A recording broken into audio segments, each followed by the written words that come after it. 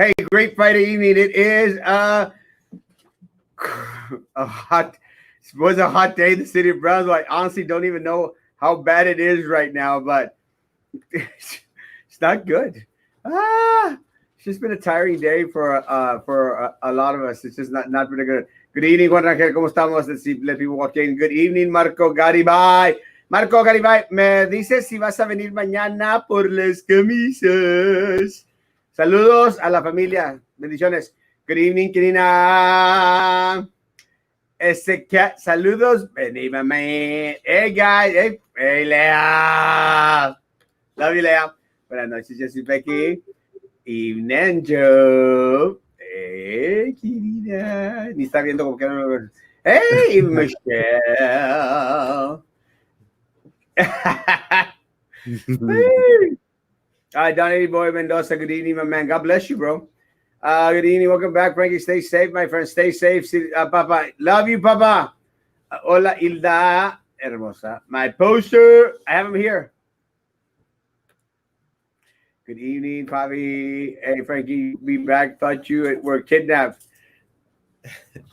Hey, great to be back, Erasmo. Good evening, world. It has been a long hiatus, a week-long hiatus, but glad to be back. Campaign is full throttle, school's full throttle, work's full throttle, but glad to be here, Erasmo. Thank you for having me, and we're back, world, ready to get this show on the road. Yes, thank you, Paul. Love you, Papa. Adios, bendiga. Buenas noches, Mayra. God bless you. I'm super concerned. Is Asian Buffet ever going? No,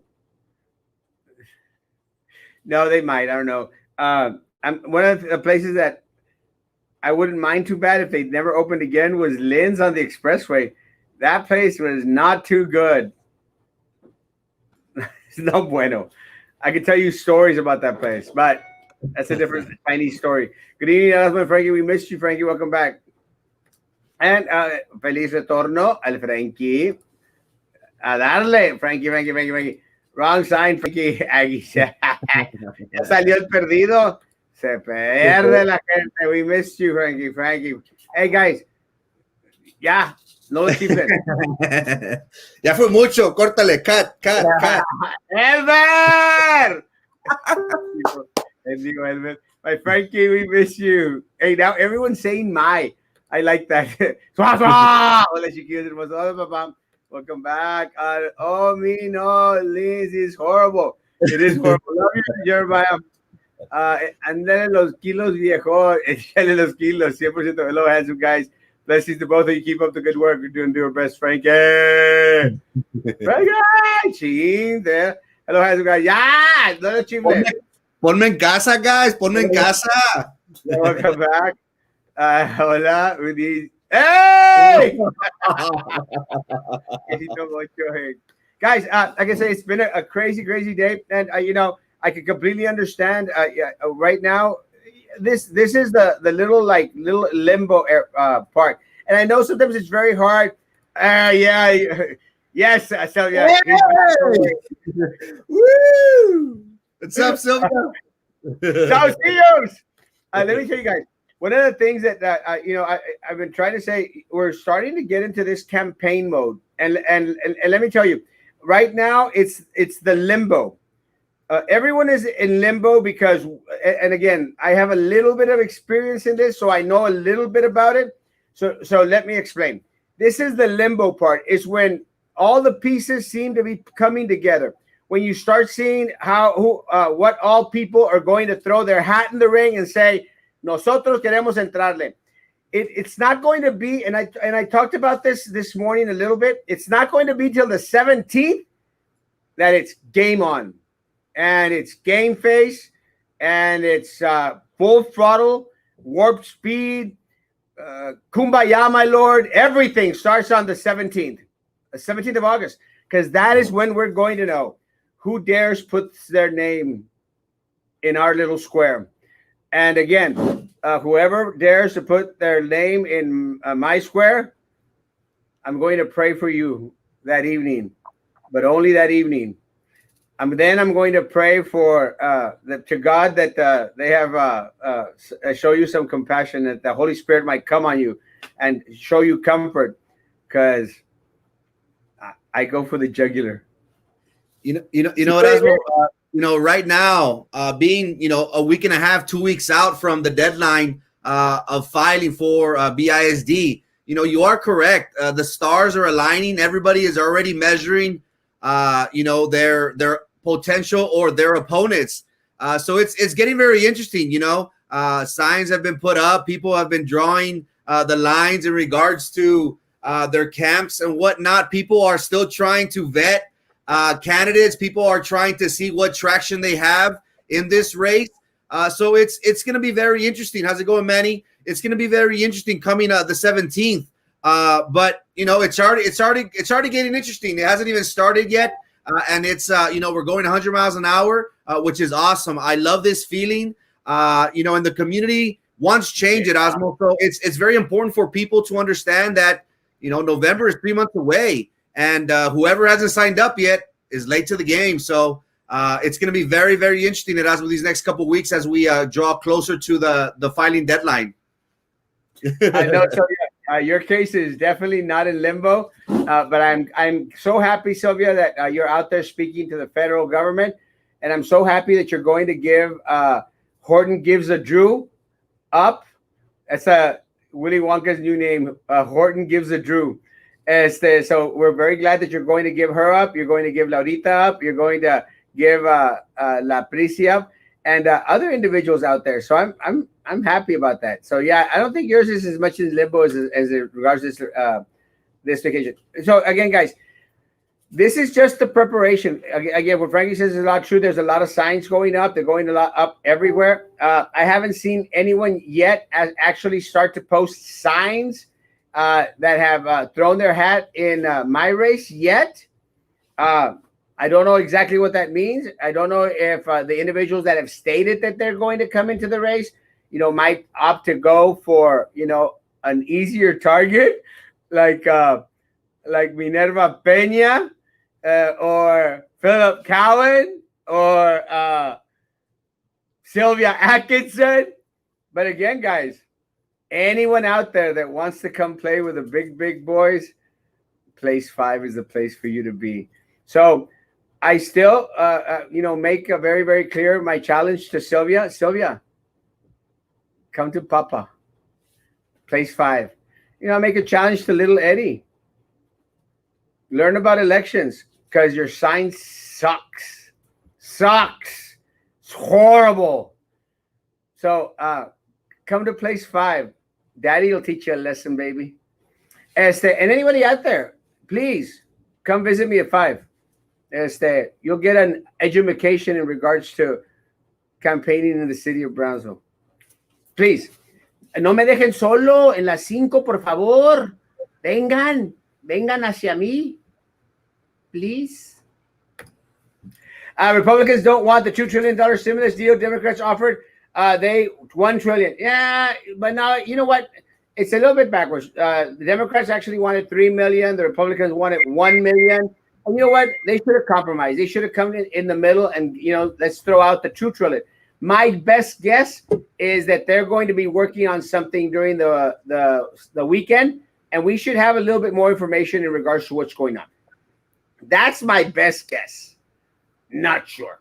But are we going to get a stimulus? My answer is yes, sooner or later. Frankie. It's election season, for whatever reason, the Democrats have been thinking that, the president has not handled this COVID crisis adequately. So I think they're trying to delay that. They're trying to do everything possible to give the president another, leg up, so to speak, because we saw how we all enjoyed the first check at Osmo. We were all saying, thank you, Papi Trump, So just imagine at Osmo, September, October, if we were to receive another check, would we be more inclined to vote for Papi Trump?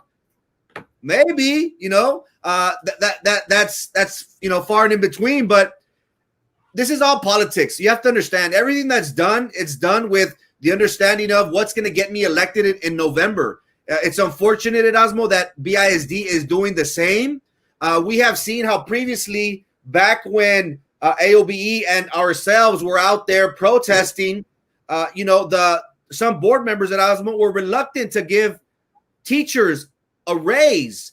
And now we saw how this past week, I think, they were more open to, oh, we should give them raises, and we want to take care of our teachers. Well, what changed at Osmo? It's because November is coming, and they know that the only way that they could get or try to appease the people is to throw smoke and mirrors and say, hey, look, I'm trying to do something. So it's not going to work for teachers. I know the citizens of Brownsville are reluctant to elect the incumbents and are ready for change. But the check, I do anticipate it coming at Osmo. Unfortunately, it is politics. So I anticipate it possibly September, October, right before elections coming around the corner. Well, my first guess had always been August. I'm going to still hold on to the late August, maybe early September. Miguel, just to answer your question, what is happening on the 17th of August?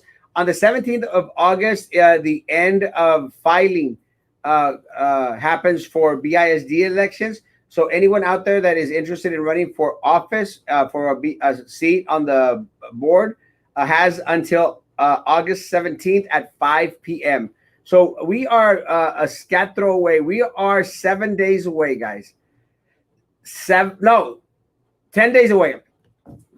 I just wanted to be here now. We are 10 days away for it to be here. And as soon as it's here, guys, it's going to be a happy day for us all. Both of you and Carlos Elizondo have my vote. Thank you, Robert. We're going to need it. Let's get dirty. Dirty. Gentlemen. Saludos, Frankie. Te manda saludos and members of LPP Grande. Ah! Jose! We'll be on another video at Osmo. Don't worry. That was a good one, Jose. That was a good one. Pórtate bien, Jose. Good evening, guys. Welcome back. And we have with us tonight Miss Veronica Borrego, president of AOBE, with us. Veronica, how are you doing tonight? I'm doing well. How are you? Doing good. It's great to have you on.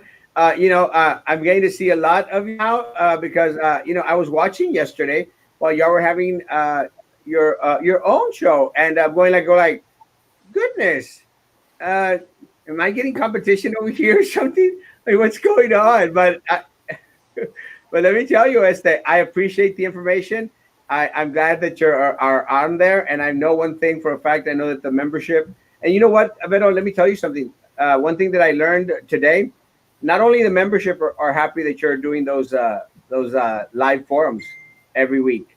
A lot of other individuals from even outside the district, a lot of individuals that are not members of the association are also very happy. So how's it going? It's going well. I am in agreement with what you're saying about people that are not even in our district are watching and listening. We had some questions asked from different districts. We also had different those same people asking for information on locals in the district that they are at that are part of our state affiliate at TSTA, because they want to join as well. So we're really happy and excited to be having the show.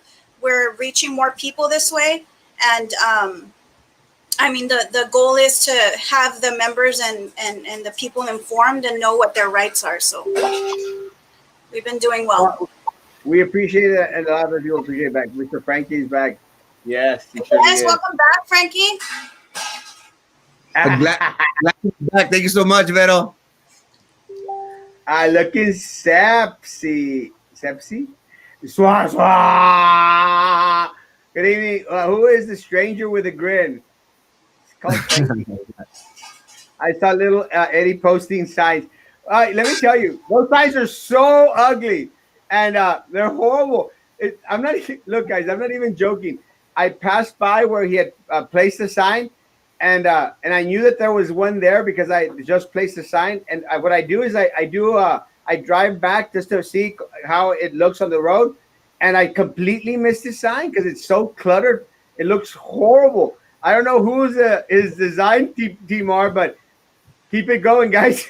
Keep it going because that guy not only sucks, his his signs also suck. So I'm not good sure thing. even I don't know who that was. Royal will vote for Erasmo, Carlos Frankie. Not sure on the other two, but we'll need 5 seats to win back the board. Preach. Have a good show, buddy.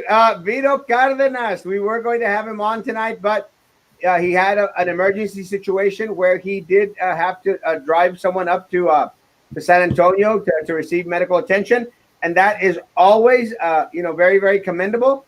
But again, I'm sure we'll have Mr. Cardenas on soon. I was going to let Mr. Cardenas, share an announcement that I learned today as he was filing for also running for board of trustees of this coming election.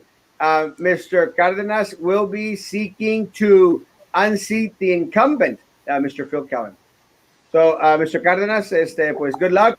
We hope to have you here with us sometime soon, as soon as you come back from San Antonio, and share with us your platform, or share with us, why you're running for BIS,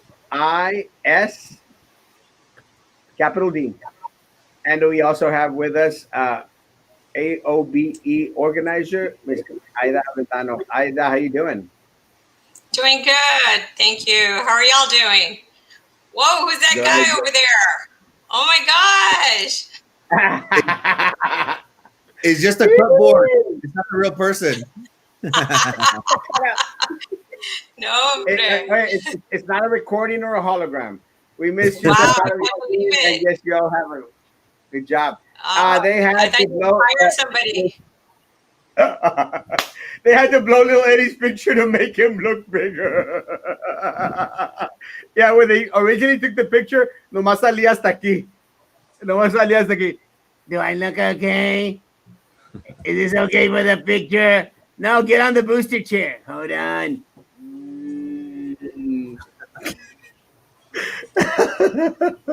Sorry, guys. I just had to. We'll be fasting and praying, hoping God hears our prayers. Amen. Let's start off very quickly with the numbers. We did get the numbers for the city of Brownsville. We do have 199 positive in the city of Brownsville. We've had reported 9 deaths in the city of Brownsville. 199 positives. Frankie, can you check how many of those are student age, kids age, under the age of 19? Yes, Guys, sir. let me say, guys. I had conversations with a lot of individuals, and a lot of individuals out there were expecting that our numbers were going to come down. Mr. Garcia being best counselor of the whole world. Shout out to Mr. and Mrs. Garcia, the best counselors in the whole BISD. Thank you, Miguel. They appreciate that. Yes. I have 11 people, 11 children from 0 to 9 years of age, 22 from 10 to 19. So total 33 school age children and teenagers who are positive for the city of Brownsville. Again, that's very, very horrible numbers. Let me say real quick before I let the lady speak in regards to the numbers. I had spoken with certain individuals in the city leadership, and they said, Erasmo, it looks like things are starting to keel out, and I was going like, well, that's great. I was very skeptical, and I was very, very skeptical because, again, I follow social media, I follow the trends, and I follow what is happening. So it just didn't make a lot of sense that we were keeling over. But, I trust these individuals. So I said, well, okay. Yesterday, I spoke with the mayor, and I said, hey, well, do y'all think that the numbers are keeling out? And he says, no. And I'll give you my reasons why I think this is happening, guys. The reason that I think this is happening is because there might not be a lot of positives as we would expect there to be. But you have to understand that there's probably a lot less testing going on. A lot less testing than there was in that little bump, that little hump. And I think that is because of two reasons. I think, first of all, it's because of the cost. And secondly, it's because of our la raza aquí, the people here. People here, they start to get very fastidiados. And I know a lot of people that would rather just not go get tested. They may be feeling the symptoms.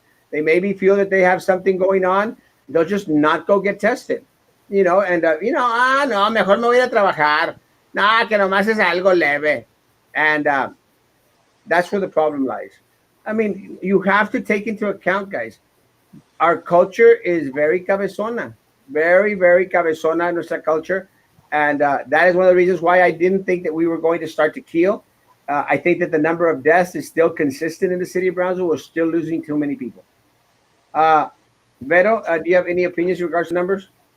I agree with what you're saying. We are a culture of habit, I guess, and you know, any little symptom you want to cure with, the home remedies or whatever, and you don't want to go. One, because you're afraid you're going to find out that that's what you have. Two, I think maybe denial, like, no, that's not what it is. It's just a cold. It's just sinus. It's just allergies, whatever. Or three, I feel like sometimes people are embarrassed, which there really isn't a reason to be embarrassed. We just need to make sure that we're doing what we need to do for our community, and not knowing whether you have it or not, and still going out to the grocery store or to Walmart or to Target or to the pet store or to wherever. You're standing next to somebody at the store who's coughing. I mean, right away you're like, oh my gosh. But people don't see it that way, and so they're out in the community and getting other people sick, but their numbers are not going to count because they're not getting tested. So I think the numbers are low compared to what really is out there. Ida? I have to agree that they're lower than what it really is, but it's still very alarming with the numbers that we're dealing with, and even more heartbreaking, the number of deaths that we're seeing both in Cameron County and Hidalgo County. So, I don't know what it's going to take for these people to realize how we all need to do our part, and not just as individuals, but the decision makers that have the authority to be able to make a difference. What it's going to take to get across to these people, and so they can realize what needs to be done. And it's very scary what I'm seeing. A few hours ago, my brother lost his mother-in-law to COVID, and it was a horrible battle that she was dealing with. And I saw how it impacted the entire family and everything that it caused. And it was another person that unfortunately passed away with nobody at their bedside. So I just don't understand how there's no compassion at the district level. I go back to the district level because that's what we've been dealing with. And there's no compassion that I'm seeing from the very top. And I'm just, I'm exhausted. I'm frustrated. People are seeing it a little bit more and more on me. But it's obvious in the numbers that we still have a very big problem. And whatever it's going to take to get it across to the district, we're going to continue to push that way. Frankie? It's very tough, and piggybacking on what Ida said, state rep Terry Canales posted earlier today, if I'm not mistaken, or yesterday, that they had in the newspaper, in the obituaries, they had over 100 people die. And Brownsville was not too far off. Again, we are nowhere in the clear here locally. We do see a slight decline in numbers, but the county has been saying that they're finally going to get on track of reporting all these numbers, but it's still there. Death is still at our doorstep. We are set to go back to school in a couple of weeks. Do we anticipate these numbers ceasing after the 4 weeks? I doubt it. But again, what are we going to do when that happens? If I'm not mistaken, correct me if I'm wrong, guys, there was a superintendent who passed away not too long ago because of COVID. So again, this is not something that we're trying to throw in nobody's face, but reality is that COVID is alive and well, and it's killing people. So I hope that leadership does take into account the many lives, the one too many lives that the district has lost because of COVID, and takes a stronger approach to this. We have heard of other districts, going distant learning for November, possibly even longer. I wish that we would, come to the realization that it's okay if we try and set goals of returning back, but reality is not going to let us. So it's unfortunate, but I do have faith that hopefully, one day they will get the see the bigger picture and say, you know what, it's not safe. Let's keep our kids at home. Well, Papa, you know that is what I pray for every night, that they're going to get that picture and we're going to get it across to them. But sometimes it feels like you're running into a brick wall, and but darn it, we're just going to continue to do it, yell it out, or find it different ways to get it across to them. And I saw those obituaries. It was 3 pages long of obituaries for Hidalgo County. Well, not Hidalgo County, but in this area. And that's heartbreaking. And yes, before somebody says, well, they were not all COVID, and 100% of them were not. But you know what? There's never a time when we have seen before now that there's 3 pages of obituaries. But they are, if you really think about it, they are COVID related, because it could be that they were not able to help them in the hospitals because they were overwhelmed already with COVID patients. So they may not have been positive in COVID themselves, but it is still related to that, because the hospitals and doctors, and they're overwhelmed and they can't see, they're turning people away. So, I mean, they may not have been positive, but it's still related to it.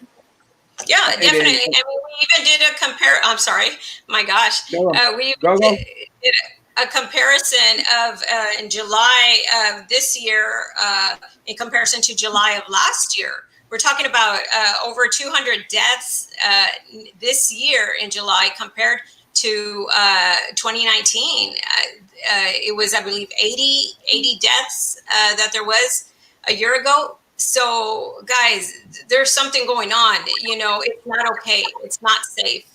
And now we'll let you all talk. Now, ever since we got our own show, No, it's okay. No, it's okay. I wanted to say to Gabriel, I love you, Papa. I love you, Papa. I love you, and I love you. And we're praying for you, Papa. I love my kids.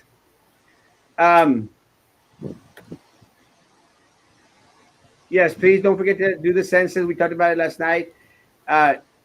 Job Seal Radio. Yes. I love me. I got me a Job Seal Radio, guys. It's one of those old Nextel type of phones. And I love it. I'm just Joe, my buddy Joe Valdez got a couple, and so now I got Joe on my list, and now we can communicate via radio. It's amazing. And again, we were talking about COVID-19 in our area, and they knew I was here. Buenas noches, gracias por estar con nosotros. Gracias, Erasmo, gracias. Mañana nos vemos para el almuerzo. Mañana la hija va. Gracias. Guys, it's again something that we were talking about in regards to the numbers. I just write in regards to the pages. If you compare the deaths of this year to the deaths of last year, you cannot compare in any way, shape, or form. We do have more people out there and dying. And again, if y'all remember correctly, one of the things that I did say, guys, pay attention to the numbers. Pay attention to the numbers. But most important, pay attention to the number of deaths. Because those are the number that we were going to have to focus on. When I started to get even extra concerned is when I would visit the funeral homes, and they would tell me we have 35 bodies in the back. We got 40 bodies in the back. We can't take any more right now. That's when I started to worry. When the conference halls at the hospitals, they were stacking bodies out there, and we got a refrigerator truck, maybe two in the city of Brownsville. That's when it starts to worry, starts to get hum. Now, the other counterpart about it is that our local economy is going to start to suffer. That's one of the other conversations that I had with Mayor Mendez today. Mayor Mendez did promise to come back on the show sometime soon in order to answer all the other questions that we had. Yesterday was about the census and the importance of the census, guys. Again, please, guys, please, we're going to work with the city. I did speak with Ms. Lerma. We will be working with the city and try to, implement a lot of the ideas that we have, because it's important this time for all of us to start to work together and to reinvent ourselves if we need to, but keep pushing forward. But for some individuals, it's harder than others. Some restaurants, they'll open up. I was sharing that my nephew Jared, opened a essence oil business, and it's cute, and I love it. But that's what they have to do. I love that RG Waffles. They sent me waffles with white chocolate and fruity pebbles. Some great stuff.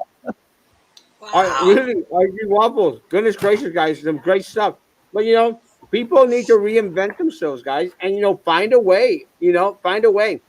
The only thing that does not need to be reinvented, Ida, uh, is our education.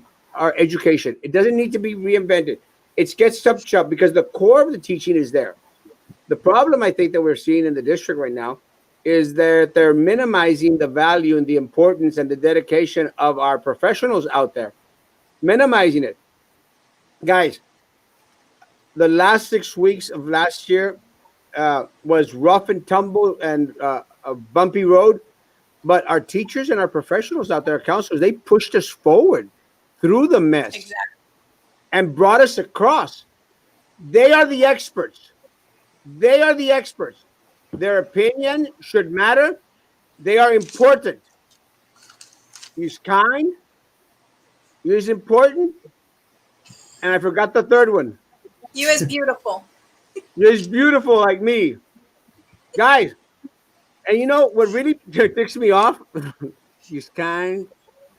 He's important. He's what? Erasmo's beautiful. Anyway, what really trips me out is that, like, even in these task force guys, you know, they're not bringing in the professionals out there, the individuals that actually pushed us through it.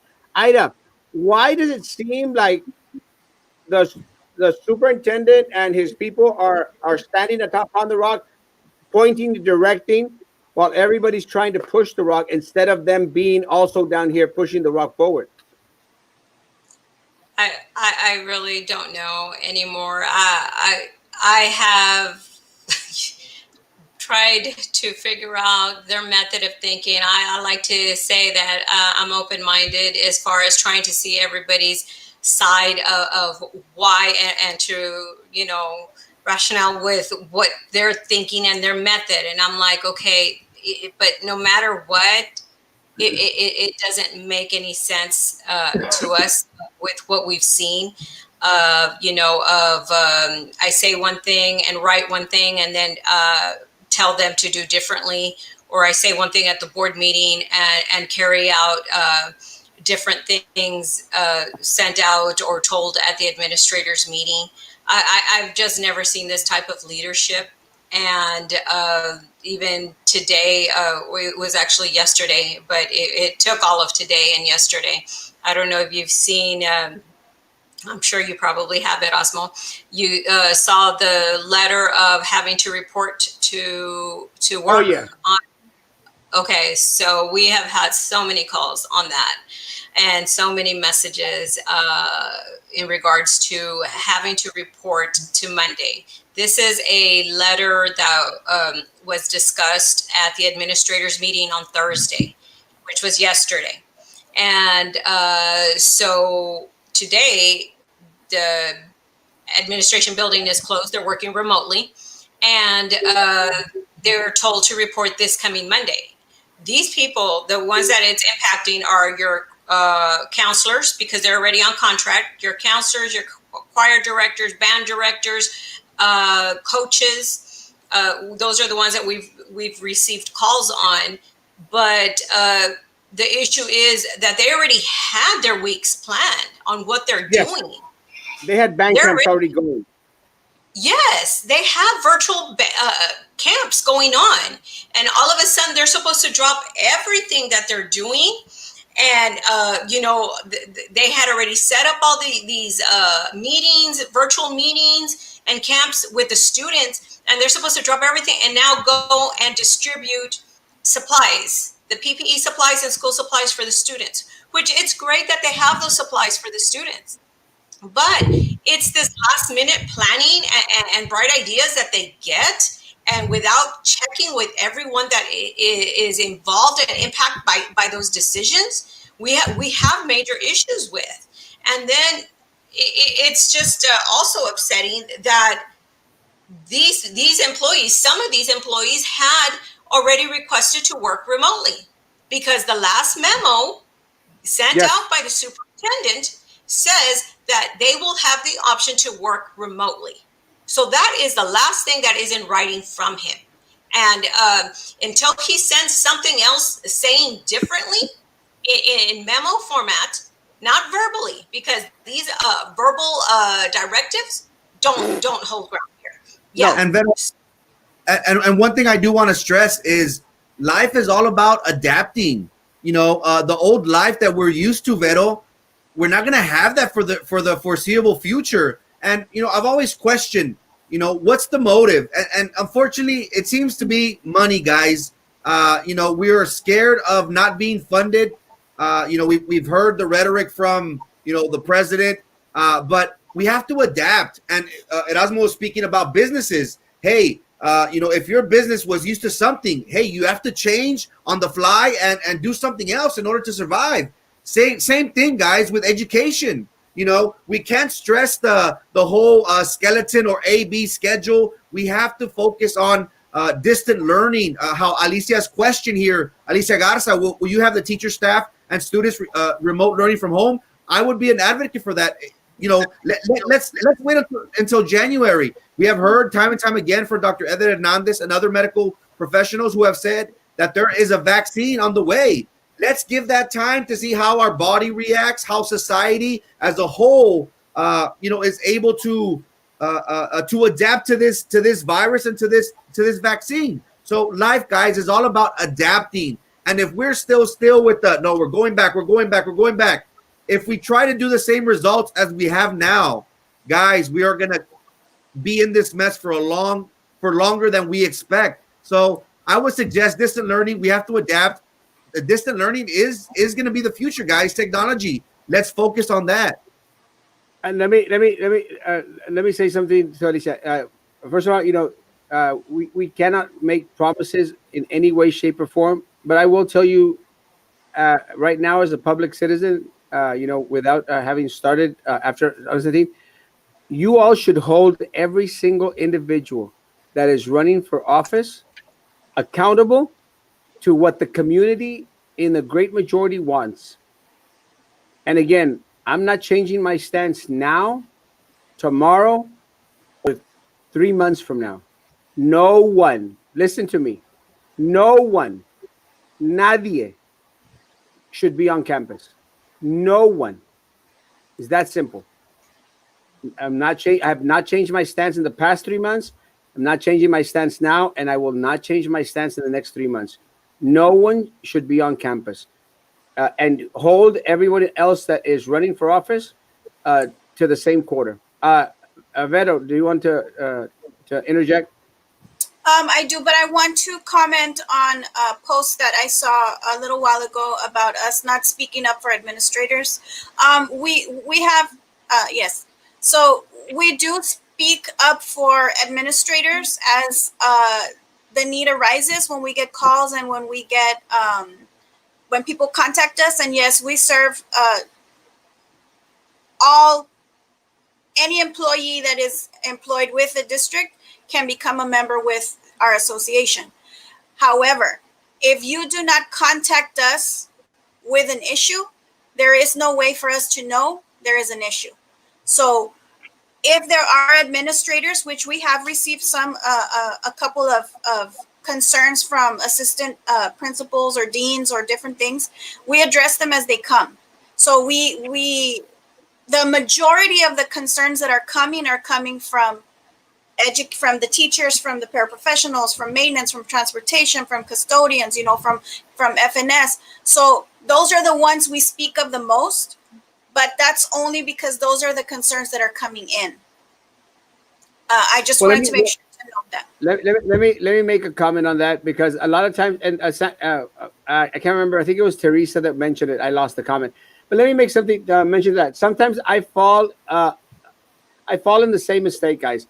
A lot of times when I say and I get called out on it, and I'm glad that you called me out on it. Sometimes I'll say, the teachers, the teachers, and people go like, Erasmo, well, what about the counselors? Oh, Erasmo, what about the diagnosticians? Erasmo, what? And and I apologize to everyone. I know sometimes we'll go on this, but because we care about the teachers doesn't mean that we care any less about the counselors, about the diagnostics, about the nurses, about the custodians. You all know me. You all know that I care about everyone. But sometimes it's easier to say teachers when you're referring to people in the district. Like when sometimes I'll say my doctors out there, my nurses, and then I get calls. Hey, well, what about the phlebotomist? What about not the hippopotamus, the phlebotomist? What about the other staff at the hospital? And what I mean is everyone out there, everyone out there. Is that sometimes it's just easier to mention one, but you mention one when you're referring to the whole. The whole, and that's we catch ourselves doing the same thing. And sometimes I'll catch myself, and I say, when I say teachers, I mean everybody, because it's just easier. You group them all, because I mean all of us are a part of education. So, we refer to them as educators, Yeah. and everyone falls under there. Yeah. Is Erasmo talking to Frankie, or he's talking to? No, I have Marisa Leal on my left side. Ah, okay. Wow. They came to bring me food, but they're eating my waffles from More RGB food. Waffles. Dear Damn Lord. them! Any news? Sure. Hey. These intruders.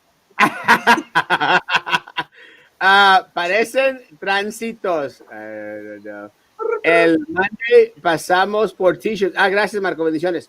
AOB never mentions. I think I got that one. I'm very worried about our low-income aging population. Every time I go to HEB, I see older people. We need to take care of our elderly. Hey, yes. And let me tell you, Maida, this is one of the reasons why. And look, guys, I have made it a custom out there at the end of every single show that I have, and we have several.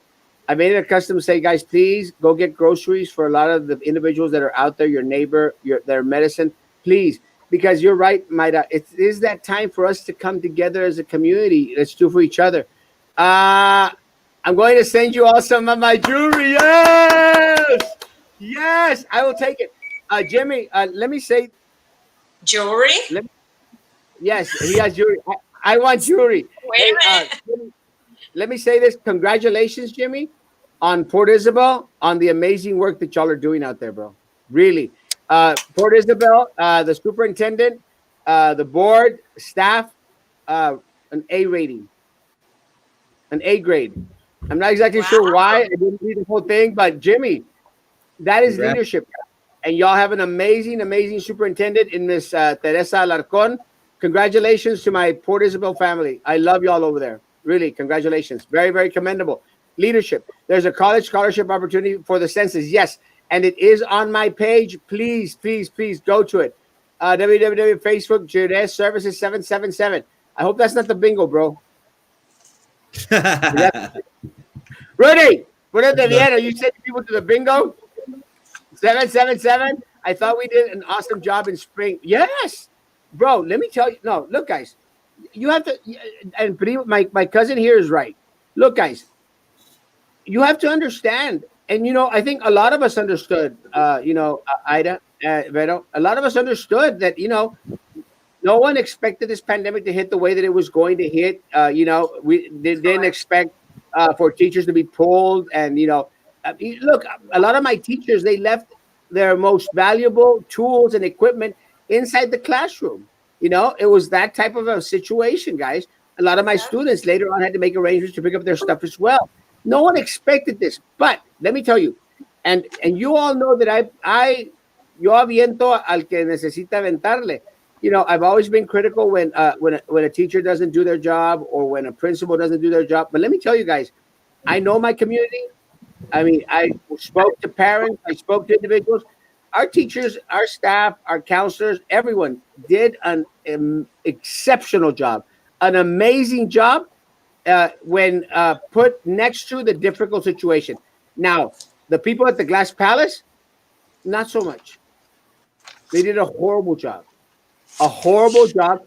And I'll tell you why. My teachers are professionals and they are proactive and they'll go get supplies here, they'll go get supplies there. I mean, they'll go pick up leaves on a tree to go teach a lesson.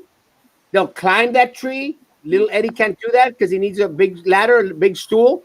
But they'll climb the tree and pick up those leaves and give a lesson.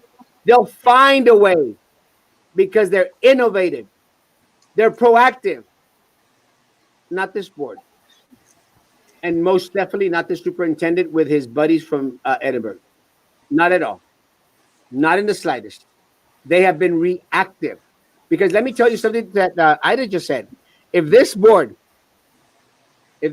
had started planning for all this back in March when we were screaming at the top of our lungs to start planning for the fall, for the start, then we wouldn't be meeting last week to check out the draft of the plan for the plan. That still isn't even a plan. Yeah. Exactly. Yep. And that's our frustration because we feel our members' frustration and because of the actions that they're taking. I mean, all of this equipment, PPE, materials, and supplies that came in, this wasn't a surprise. They knew it was coming in some time back.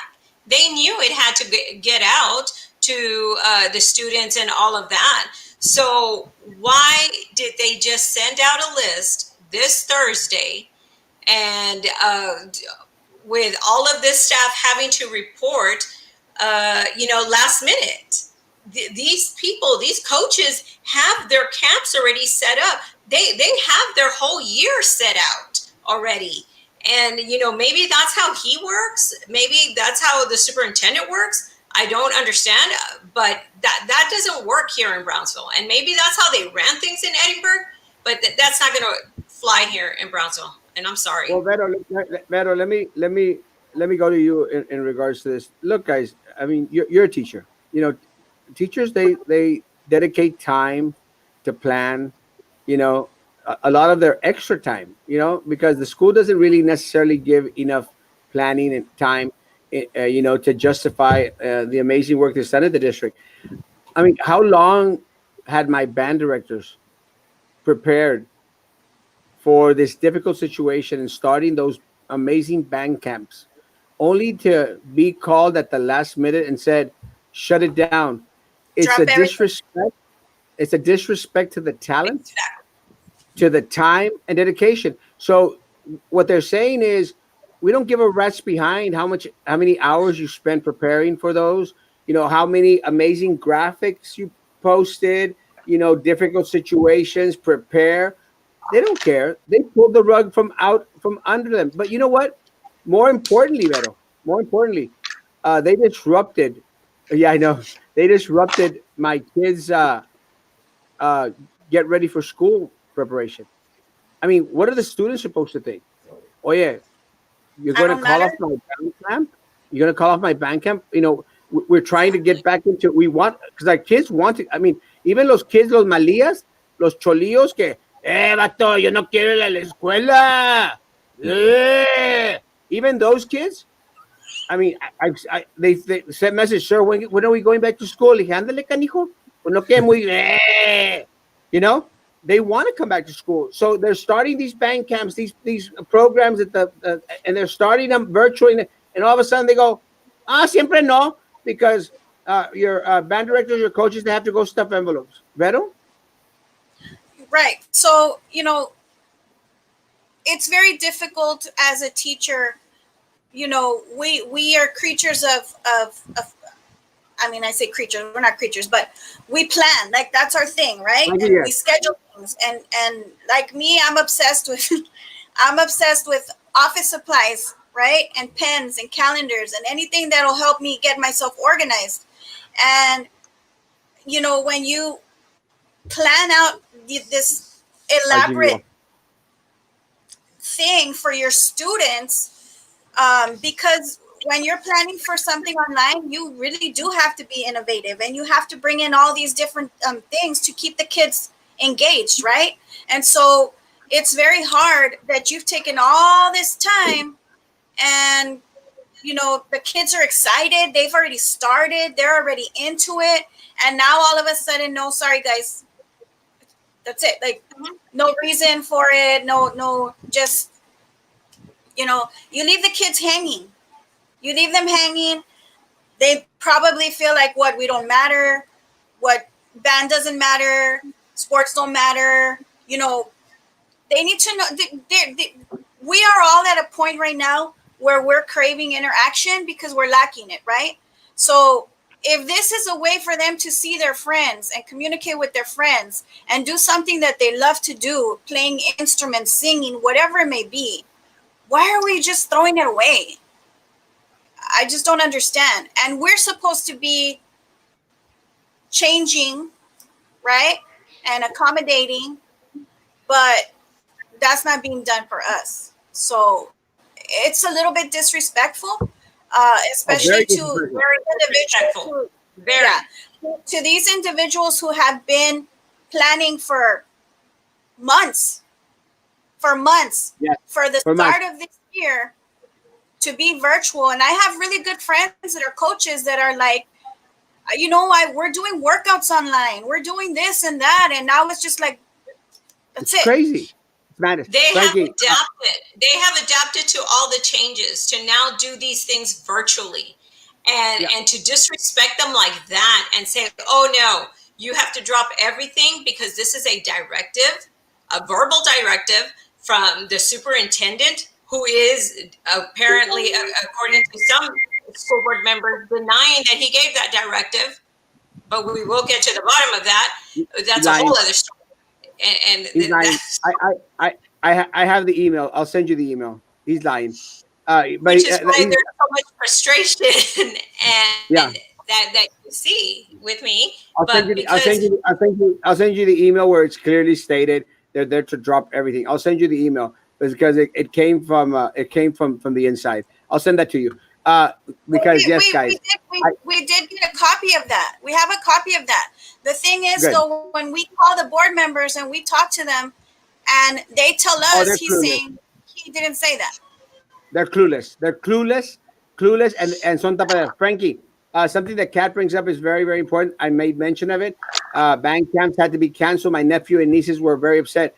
What do you think is the toll on our students who are anxious to return onto campus, Frankie? And it's students in general, athletes in general. We have to communicate with our students, parents. We have to let them know that it's not safe. We've seen how, and Vero spoke on this very well. We need that interaction. I'm sure students they want that, to be in the band hall with their friends and practicing and being out in the fields, preparing for Friday nights, Thursday nights, Saturday nights. I'm sure it's taken its toll, but we have to stress that 2020 is a year like no other. It's unfortunate that our lives have been altered because of this. We've had Erica on here, a mariachi director at Lopez, who has said that Zoom unfortunately is the way to go. It's going to be hard for band directors to teach because they're so used to that face-to-face interaction when it comes to instruction. But band students, athletes, we feel your pain. We understand you want to be on the field, cheering for your team, playing that instrument, being around your friends. But unfortunately, it's not the adequate time to be out there. We're living in a different world where it's not safe. We wish, everybody here wishes that we would be able to come to some sort of normalcy. And we understand that. And we hope that we can get to that. But if we're not safe and if we don't take every precaution necessary, this could get prolonged. And one thing, we rushed opening up the economy. We rushed having our band athletes go back into campus and practicing. There was a stoppage to that. Why? Because we are still in the middle of a crisis. So, guys, we understand how the band students, how the athletes, how there's no energy to go back out there. But unfortunately, it's not safe. And the one thing that we should all be worried about is the safety of the students and staff for BISD. That should be our main priority right now. Let me say something in regards to something that Frankie just mentioned, guys. Look, guys, one of the things that the county judge and the county doctor came out and they told us, and Mayor Mendez made mention of it also, our numbers were behind 5 weeks. 5 weeks. That's why we started to see 1,000, 600, 500. Look at what I'm trying to say, guys. 5 weeks ago, you know what happened 5 weeks ago? 6 weeks ago? Anybody? The superintendent sent our students back onto campus. That's what happened 5, 6 weeks ago. Yep. They sent our teachers back onto campus because they were saying the numbers are okay. And we were out here screaming at the top of our lungs, it is not safe. No one should be on campus. Do not send them. The numbers that we receive are more to date than the numbers the county was producing. They weren't correct. But based on those damn numbers, this stupid superintendent, this corrupt board, they sent our kids and our teachers and our staff back onto campus. And teachers and staff have died. And students have become positive. And it happened 5 to 6 weeks ago.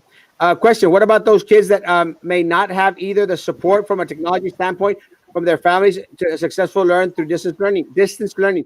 Let me say, Marcos, that the district is going to provide computers and hotspots and different tools for the students, to have and to learn.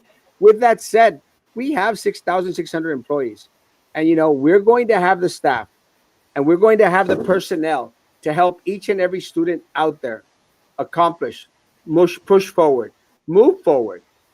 The only glitch in it is that if we would have had a plan 3 months ago, 2 months ago, we'd be in a lot better position. And you, Marcos, as a parent, would feel a lot more comfortable right about now. A lot more comfortable. But that is not the case. So now we have to deal with the hand that we've been dealt by this board of trustees that are so out of the loop that they don't even believe that the superintendent would give such a directive when we have an email in our hands. That's how naive they are. But look that's what Sylvia Atkinson took advantage of. How stupid they were. She took advantage of how stupid they were and manipulated them to continue to take from our children and to steal our teachers' resources. I'm a member of NEA, so thank you guys for speaking up for us. Welcome. I want to commend Ida and Veronica for their challenges that they are facing.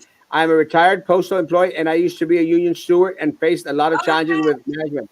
Word to mouth has to be in writing. Yep. Does AOB or any association cover the board members? Do they also get coverage from associate? No, the board members. What the board members do, they pay for attorneys out of tax dollars in order to defend themselves from their corruption. You're making it sound like that's the norm. Huh? I said, you're making it sound like that's the norm. That's not supposed to be happening. They're not supposed to, but they do. We know that they do. They vote to get themselves attorneys, high-priced attorneys, in order to defend them for stealing your money. Que chulos. Que chulos, pelados. I'm one of those essential employees that asked to work remotely next week and was told that I need to use my days. If I'm passing out supplies, I'm wearing an Erasmo t-shirt in the dry line. They would flip. They would flip. They will send you home. They will send you home. But come pick up your That shit, person, COVID. if that person's a member, please go ahead and contact us so we can help you, because you don't have to use your days. So Yes, please. it all depends on your situation. So So ya no es pingüina, ahora es hipopótamo. No, that's Moby Dick. Here's a blow. Here's a blow. Here's a blow. I'm making well noises because they don't understand English or Spanish.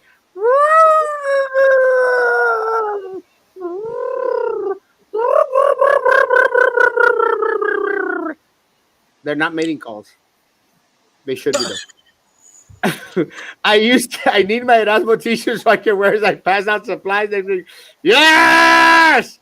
Power to the people. Why you got that one psychopath smile? Who, Frankie? I don't know. He's weird. We have been going on all week long. Monday, we are giving out items, but what supplies are we getting to stay safe? You want me to show you the items? that is true. Also, some of the campuses have they don't have enough PPE material out there to keep them safe. So they need to let us know if that's happening, because according to all of this PPE that was ordered, it is more than enough to keep the employees safe. Now, if you don't mind, Erasmo, somebody mentioned about volunteers and stuff, about asking for volunteers first. That is something that we have asked the district time and time again. First ask for the volunteers. Stop basing it on what position that they're currently holding, and ask for the volunteers first to be able to distribute this material and get the packets ready. You don't necessarily have to get your counselors, your choir directors, band directors, coaches, and things like that. It's just about having people there to be able to make these packets, get them together, and distribute them. There's plenty of people that are saying that they're willing to volunteer, but they refuse to go that route first. And instead, you're trying to force them to go, and we don't know their situation and their reason for requesting to work remotely. And they don't have to disclose those situations if they're requesting to work remotely. Let me tell you, this is most likely a fake account. This one probably belongs to little Eddie. And let me tell you, little Eddie, you could go out and throw all the crap you want and follow in Minerva La Pingüina's footprints or Sylvia La Rata's footsteps. Because, yeah, at the end of the day, all you're going to do is follow their lead. So look, little Eddie, is to get out of using fake Facebook pages and be a man for once in your life. ¿De qué te sirvió los 32 años de estar en la policía? When you never could stand on your own without using a footstool, Bo. And stop using fake Facebook accounts to post your crap, bro. Be a man. And no, I'm gonna comment on that anyway. No. It's offensive to educators. We don't get free money. We actually spend money to do what we do out of our pocket, whether it be during a regular year in a classroom to get it ready, to buy supplies for our kids, because a lot of our kids don't come with supplies. They're not sent with supplies.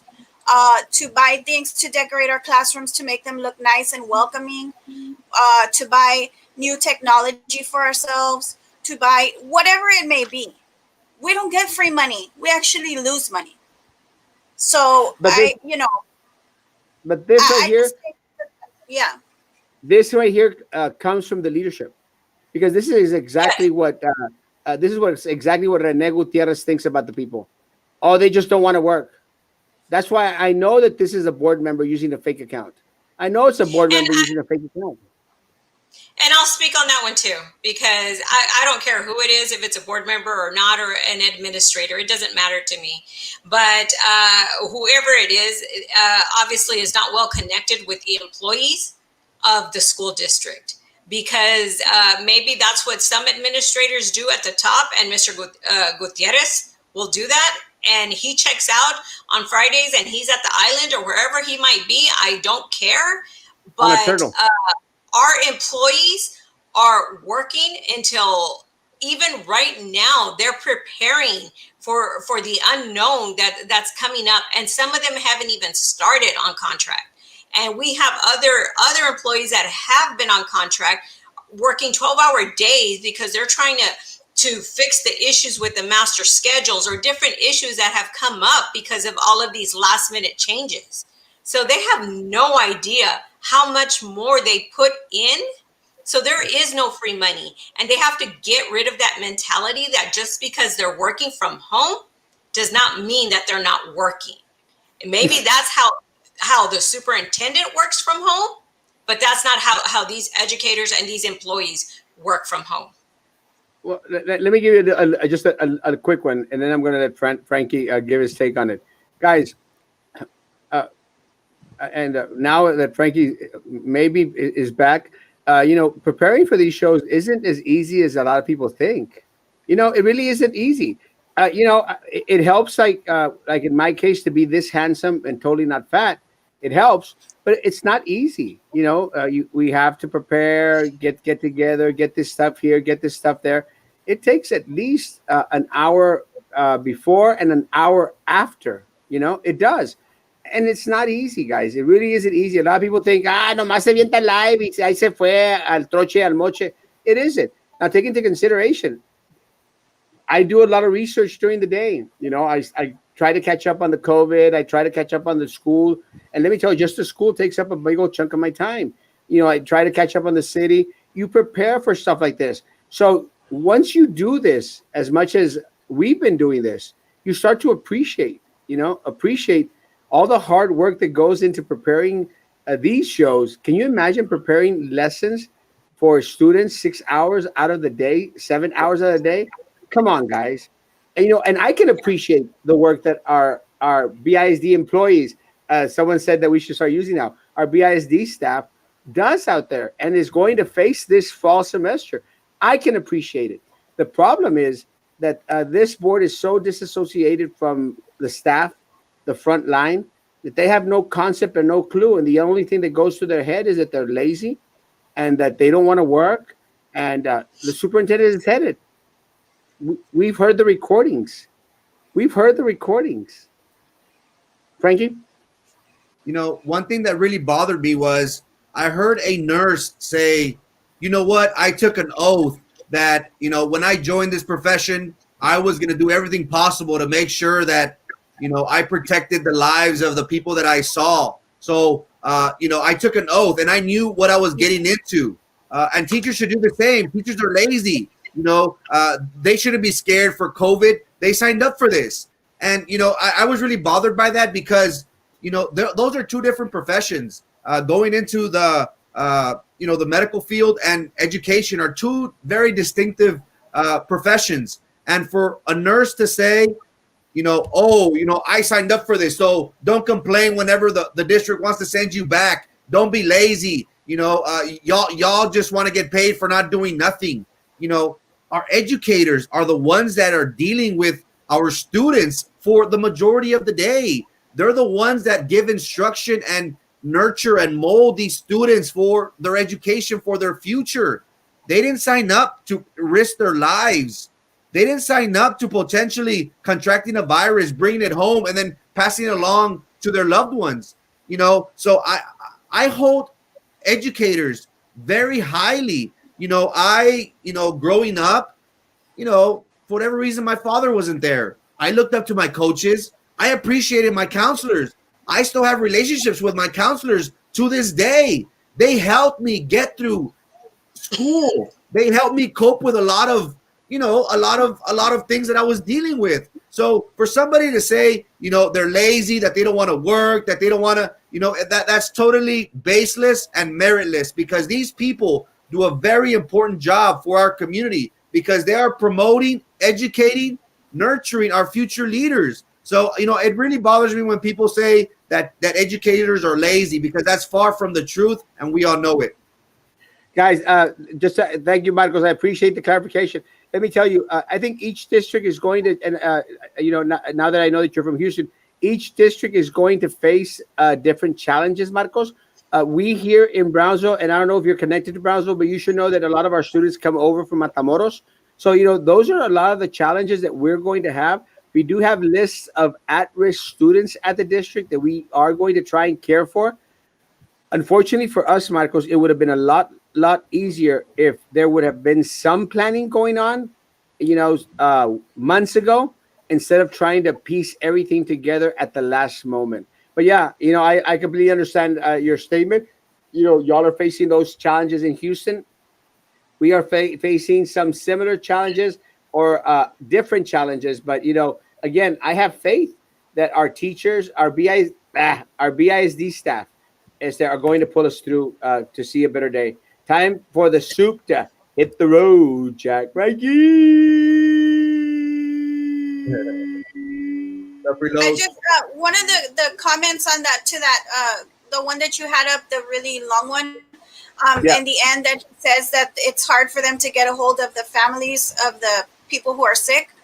That was one of the concerns that we've brought up, also in the sense that the nurses in the office will be the ones being with those individuals for very long periods of time.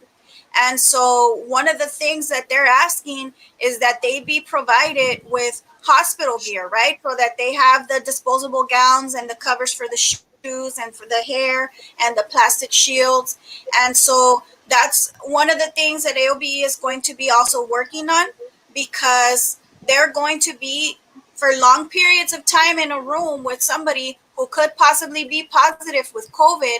And if all they have is a little mask and some gloves, is that enough? 100%.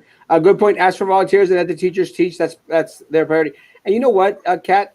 One of the things that we are blessed with here, the city of Brownsville, is we have the opportunity to have a lot of individuals out there who would want to volunteer. And some people may say, well, isn't that putting themselves in danger out there? Or you're going to get individuals, out from the community that you're going to probably take the temperature of as if it were anybody else that's coming into the district. But I know for a fact that there's a lot of other individuals in the district that are already working or starting to work together, that would gladly volunteer and come to help out. I mean, I would volunteer. Vote Erasmo Castro, Carlos Elizondo, Frankie 2020, La Voz de la Gente de Brownsville, safety, live, and learn. You know when they're going to distribute supplies? Is it the 17th? I think it's going to be based on the campus. I think each campus is going to be sending out their particular schedules. Some campuses may be doing it by grade levels. It just depends on the administrator. So they need to keep an eye out maybe on their school page on Facebook, or call the campus and ask if they have a schedule out already. Ladies, do we know if they're going to give, every week? Or, are they going to make it to a point where the teachers and students are never without these PPEs? Or have we had some clarification? Or do the teachers or schools, do they have to request at a certain time? Do we know how this is going to go into effect? That would be a lot of planning there, Frankie, and that would be great. But we would probably find out the day before those materials go out. Yeah. So the answer would be that no, they have not said anything about if they will be supplying it later on throughout the year. Does it mean that we'll have over 20 faculty members in school this Monday? Yes. I would almost guarantee it. So if you guys disagree about coaches and band directors to go assist past equipment, then who do guys suggest do the job? Let me tell you, ask for volunteers to go, Rudy. Ask for volunteers. Ask for volunteers. I mean, you know what? Again, look, look, Rudy, and I don't disagree for the coaches and the band directors necessarily to go and volunteer to go, but I don't want a superintendent who has no concept or clue in regards to the hard work that they do and the preparation that they've done in order to start these band camps, these trainings, these other things for our students that they've been preparing for a while to cut them short, because it disrupts everything. It disrupts everything in regards to what a lot of these schools had already started to plan. Virtual Exactly. band camps were going on. So why is it that we a la fuerza are going to pull the people that are in halfway through teaching, practicing, playing something, man? I mean, there's better ways, folks. It's better. You know what? It seems that at every turn, these guys find a way to screw things up. And when and the truth, Rudy, you want to promote. You want to say, hey, they're going to give out school supplies, and I go like, yeah, awesome. Oh, they're going to give out laptops and hotspots. Yay, awesome. You know, but for some reason, they find a way to screw it all up. Like you're going like, all the time. It never fails. It's tripping. Professional sports and artists, yes. I'm glad you said this because I think I heard this morning that there was some 60 some players, NFL players, that already are saying, we're not going to go play. NFL players. Um, we learned about baseball. The Marlins. I think the Marlins were the ones that had to cancel out the first games. Other baseball players have said, you know what, not going to do it. So if these are our professional athletes, these are millionaires, guys, millionaires that can afford testing every 3 seconds. They can afford the best health care and the best PPE out there. My students on Southmost cannot. My families on Southmost cannot. So don't compare. I hate when people says NFL's going to do it, baseball's going to do it, then the students here can do it. Shut up, stupid. Shut up with your analogies. Sylvia, come to Papa. Space 5. Love you, Sylvia. Daniel Rosas has a dog named Rocco. Hey, Rocco. Congratulations. And if there isn't anything in place, I hope you can be the voice of reason and help out Frankie. That one of the things that I appreciated about us coming together, guys, is that just trying to offer people a voice. And guys, I think that I don't know. I know that y'all have been doing this advocacy for a long time, Ida and Vero, but I've never seen so many people so vocal in this district. Ida. Yeah, we've seen a whole other level of members vocal, but I haven't seen this amount of members uh, burnt out, stressed out, becoming ill because of the unknown, things changing from one day to the next, and it's heartbreaking, and it takes its toll on everyone to be getting those calls from these members. And like I've mentioned before, it's what keeps me up, wondering, like, how are we going to help them? How are we going to find a way to get across to these people?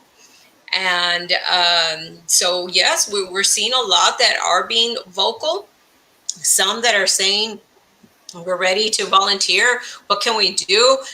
Who do I call? And things like that, which we have sent out to our members. We've sent out the contact information for the school board members, the email addresses for Dr. Gutierrez, even though it's available on the website. But we're trying to make it as easy as possible for them to go ahead and take that action, because it's important for Gutierrez to see that. And, hopefully we'll continue to see more members become vocal and active in this, because it's going to take all of us to be able to get across to some of these people. And we'll continue to do our part. and voice for the ones who are fearful, but it will be better if everybody gets involved and everybody does their part. Someone was asking a question in regards to what are the fees to joining AOB. Is there are there fees? Can y'all disclose those? Yeah, there is fees. It depends on their classification, what it is that they do. So we have it on the membership form, and they can contact our office and or message us with their personal email, and we'll go ahead and send them the form so they can review that. Awesome. As long as it's The email address, I'm sorry, is aobeadvocate@gmail. Perfect. Or they AOBE. can visit. Yeah, they can visit our website also, myaobe.com, and the application is on there as well. And let me say, and I want to answer this question. Well, the statement question. I want to answer this question. There's a difference, Rudy, and there's a huge difference. There's a difference because when you have a job, you know what you're signing up for, and you take a certain directives. But anyone in any position or any job that is made to go into a situation or a place that places their family and their loved ones in harm's way, in danger, should really think twice. Now, take into consideration, Rudy, that a lot of the funds that drive the district come from the federal government. They come from the state. They come from your tax dollars. So at the end of the day, you are the boss.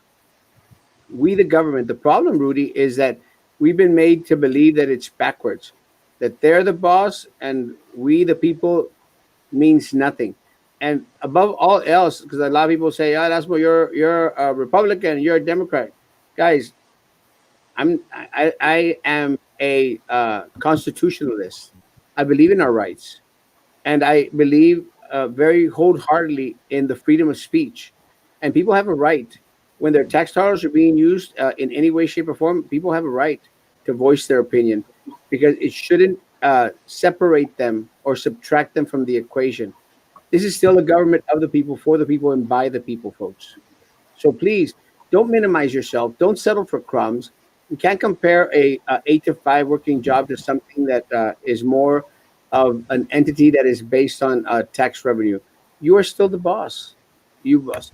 Puro sausage biscuit with a border chocolate milk. Yes, you keep it. And then On that, now, I want to make it clear, we're not telling anybody not to follow directives. It's about preparing yourself about your rights, what you're entitled to do.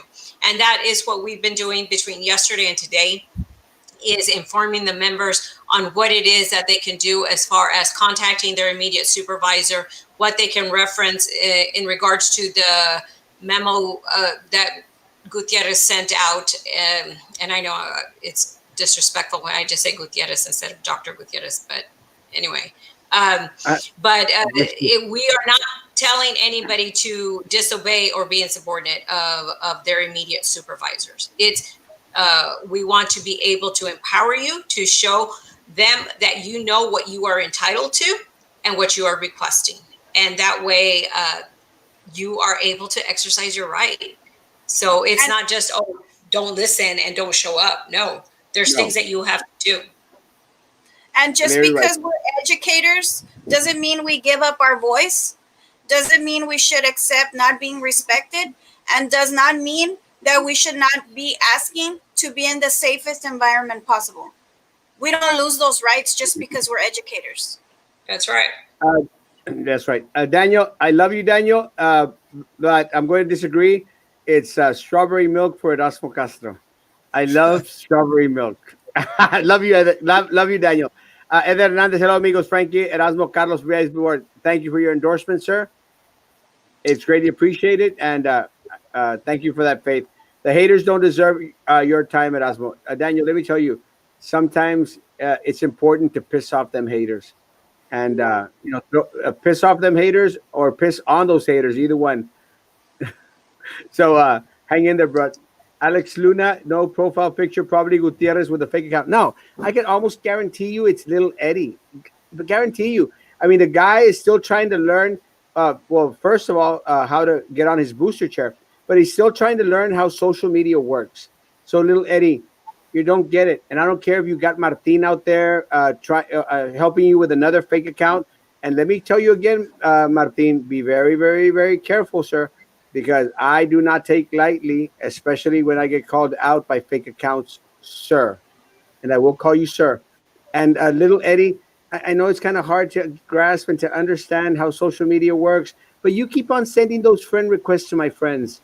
They keep on sending me screenshots and how they laugh at you. Some of them have accepted you just to hear your bull crap, you idiot. Stupid, stupid little man. And I mean little by short, imbecile. Yeah. Kenya. I'm gonna get Alex with that number. Yeah, get his IP address, please. I know. We're gonna end soon. Quema el scooter na. See, quema. Does. Very true. I'm sitting here listening to you guys, and I'm lamenting the cutting stuff. Yes, laminating and cutting stuff from my classroom set at home. I paid for my laminator. This is what I need. This right here, because I've talked to teachers. I've seen teachers. This is what they do, guys. They do it always during summer, during vacations. You know what? I have a friend of mine up in Austin. She's out there during the summer, during her vacation. She'll go to Colorado and she's picking up stuff for her classroom. Even on vacation, teachers teach.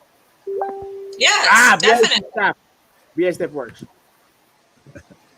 We have a lot of people who have already been attending a lot of PD, doing the virtual professional development. I mean, they've been doing it for weeks already. So they're not paying us for that. That's off contract. Yeah. That's on our own time. 100%.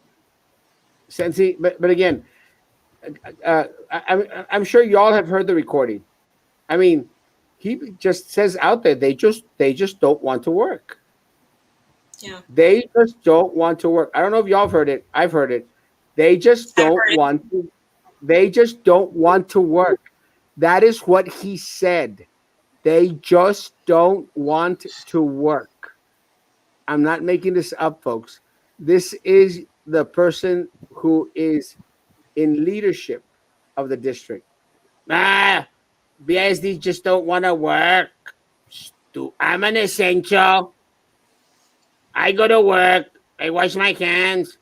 I sit on a turtle drinking strawberry daiquiris. Imbécil. Imbécil. Pobre turtle. Back problems and everything. Can't get Social Security. Maybe should call Ida for some help. Get her some benefits. Pobre turtle. It's a cute turtle, too. A cute, beautiful little turtle. ¿Qué We do culpa tiene actually la... we do with our association have pet insurance. So just throwing that out there. Gutierrez? Wow.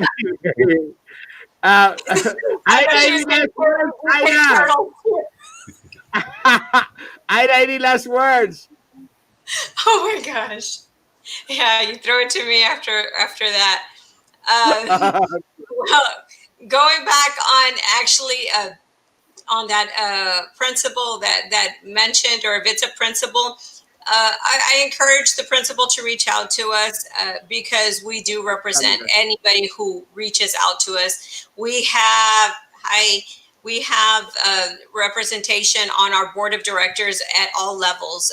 We go according to what our membership shows. So we have classified people, certified people, and we also have an administrator on our board of directors, which you all know her. She's been on the show. It's Micaela Escobar, because it's according to our membership, and that's what we have to get as board of directors. So we don't just choose who represents the association, and she's also at the state level voicing for our membership.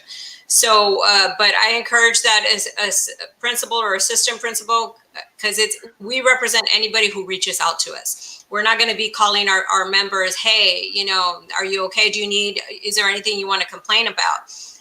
They have to voice their issues to us in order for us to step in and be able to try to handle their situation. But in closing, I just want to reach out to everybody as far as, continue to encourage them to hang on during this difficult time. I know right now we feel like the administration flip flops back and forth with, yes, you have to report. Yes, you will have the option. And, oh, now you have to show up on Monday. So just continue to hang in there. Reach out to us. Let us know so we can step in and try to help you in your situation, guys. I don't want you all to give up on BISD. I don't want you all to leave or do something that you will end up regretting later. So help us to, let us help you to guide you on which way would be the best way for you to be able to continue working, be it a 504, FMLA, or just a request to work from home. So reach out to us, and that's what we're here for. And continue to hang in there, guys. Amen. Beto. I just want to say, we're here for you. Reach out to us for information. Reach out to us for guidance. Reach out to us for help. If you're afraid to speak because you don't want to be a target, that's what we're here for. And, hi, Ms. Herrera. And just know that no matter what, like I've said to others, you will stay anonymous. We understand there's fear. I'll be your target. I'm fine with that. I'll be the one that they come after. I'm okay with that. That's why we're here. So reach out for us for whatever you need. Please remember all that you're going through right now, the fear and all the things that you're feeling in November, guys. We have 5 seats coming up in November. We need to remember what we're going through right now. That needs to help move us and get us to the polls so that we can make the change that needs to happen. Frankie. We will be very involved this November, and we're going to give all candidates that opportunity to voice their platforms, their plans, what they're going to do, and we're going to hold each candidate. And I know these 2 guys are running. But we would also hold them accountable to whatever it is that they say. So hold on, because AOBE is going to get involved very much so in this election. But we're going to give all candidates that opportunity to explain their platform, what they want to do, and even the current incumbents. We want to hear why they have stood behind some of the decisions that they have done. We want to know, and it's going to be their chance to explain to the public and hear what they want to say, and let them hear their rationale behind some of these decisions. And our membership will help us decide. But either way, we are going to get very involved in this election because we've never seen this level of concern with our members. They've awoken a monster in us. Just saying. Preach. Frankie. It's a pleasure to share the stage with these ladies in an organization that is willing to be vocal and fight for what is right. It's unfortunate that leadership at BISD has not adhered to the recommendations of our medical professionals, and more importantly, they have not adhered to the community's concerns in regards to this COVID-19 crisis that we're dealing with. This is very real. We have already had 5, 6, possibly more BISD employees succumb to this virus, one too many. And yet the district has not acknowledged the reasons for their passing away. And that's very troubling because they're still adamant of, after these 4 weeks, of returning back to the brick and mortars. It is not safe to go back, in my opinion. We should wait until January. But again, this election is going to be very, very important. So I'm glad to be a part of a movement that wants change within our city, that wants change in our school district. More importantly, we want change in our district. I'm sure the teachers, the community is upset and wants positive change to come in November. Thank you so much, ladies, for everything that you do. It's going to be great fighting by your side for doing what's right for our employees, our teachers, our students, and our community. So thank you so much for everything you do, ladies. Thank you. Guys, I want to answer to Rudy's comment. Rudy, Yeah, man. I can understand some teachers wanting to go back on campus. Trust me, man. I want to go back to the movies.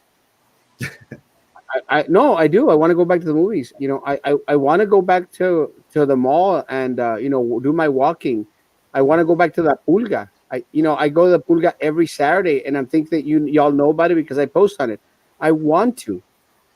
The question is, Rudy, is it the right thing, man? And I'm going to dare say, and I'm anxious to go back to the pulga. I go to the movies every other day, every third day. Sometimes I go see a movie two times because I love going to the movies. And really, I'm freaking out. Actually, they're going to open the movies in Harlingen, and I'm thinking about going all the way to Harlingen just to go watch a movie because Cinemark is not opening here. So I understand the angst, and I've even posted, bro. I want some of my life back. And I understand that for teachers, they want some of that normalcy back. They want to go back to the classroom. They want to, decorate. They want to, put stuff up. They want to. They want to be ready to welcome the kids back. The question is it the time? And I'm going to say, I'm sorry, the time is not now. It's not now. We are going through a pandemic that is going to etch a mark in history for ages and ages to come. And they'll look back on this and say, man, COVID 19, COVID 19, COVID 19. The same way that we look back at the Spanish flu of 1918, 1917. Same way, bro. So I understand the angst of people wanting to go back. I stand firm to my statement. No one should go back on campus because at the end of the day, if people say, well, it's a risk to them, they if they want to take the risk, let them take the risk. No, they are members of a community. And we as a community need to make sure that my children are not being contaminated by your stupidity. Not yours, but your stupidity, anyone's stupidity. My children are not going to get contaminated because of someone is anxious to go back to their classroom. We're a community, man. And right now it is a mistake for people to go into a building when we are still going through a novel virus. And look, in a township out there in Northeast Texas or West Texas that you don't have many cases or any cases whatsoever, then open it up, man. I've seen a lot of school districts do that. More power to them. But unfortunately, I've also seen school districts like Georgia that had 260 individuals test positive on the first day. So no, I ya voy a acabar un momentito. I read I that earlier, Erasmo. They actually went online for the rest of the year. Yes. So guys, I'm sorry, my sorry, brother. I'm going to disagree with as yes, I'm going to disagree with you. I'm going to disagree with you as that just in that sense. Again, we have to see it as a community. As a community, my family members are already coming out positive. Two of my children are already positive. Two of my children, and I've been announcing the past 2 days that one of my children had tested positive. One. Now I have two. I don't want three. As there. So stay anxious. If you're a teacher or a staff, BISD staff that is still anxious to go to work, aguántate, vato. Aguántatela. Because no more, no más. Guys, I'll continue to reiterate. Thank you again, AOB, for being with us tonight. But I'll continue to reiterate. If anyone out there close to you, a family member has need of groceries, please go buy the groceries. Please go buy medicine. I need a response from AOBE. Been calling. We messaged you earlier today, Ms. Zarate. So go ahead and check your messages, please.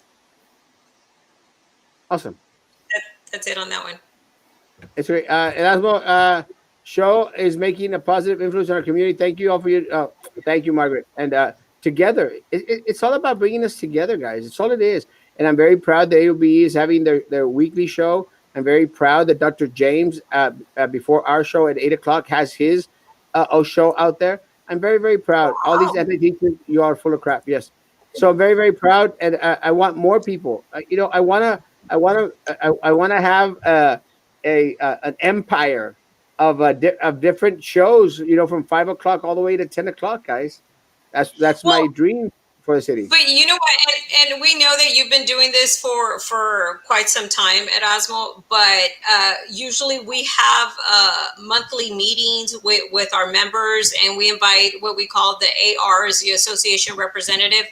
But we have to adapt with the times, and this is the only way that we were going to be able to get the information out that we have for our members. So that is what we're hoping, that BISD can realize, that, you know, things are different, they have changed, and it's not going to ever go back to what it was.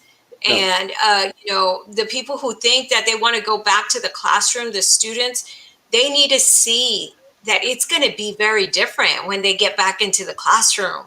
It's not what they remember the classroom being like. And we posted a video of I believe it was Isleta ISD. They have a video of what it's like of returning to the classroom, because they need to realize that's what they're going to be going back to. Is that what they want? So I'll cut it there because I know Erasmo wants to go, and probably he has. Erasmo has a curfew. Curfew. We all have Sorry, a curfew, guys. We all have a curfew. Guys, please, the curfew is still on. I get that question a lot. It's still on for adults, 11 to 6, and children, 10 to 5. No, 10 to 6 for kids, 11 to 5 for adults. This is Jam Seal Radio. They're on the thread, guys. It's really amazing. It's like the old Excels, but better. Guys, please provide for each other. Continue to be out there for each other. Guys, please take care of each other, and please take care of me tomorrow, 9 o'clock. Bye.